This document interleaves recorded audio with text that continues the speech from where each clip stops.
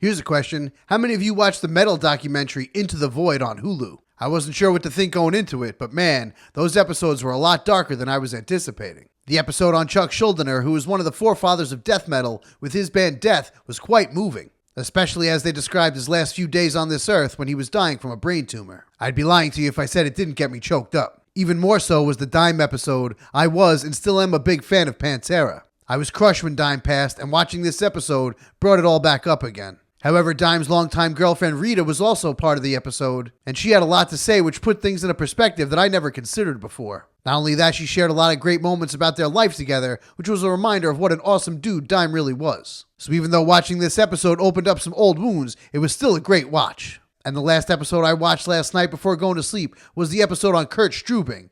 I have to admit, I'm not the biggest black metal fan, and I didn't know who Kurt Strubing was prior to watching this episode. I was intrigued by the episode's description, and I liked the other episodes so much, I decided to give it a shot. Like the other two episodes, this also dealt with some pretty heavy and dark subject matter.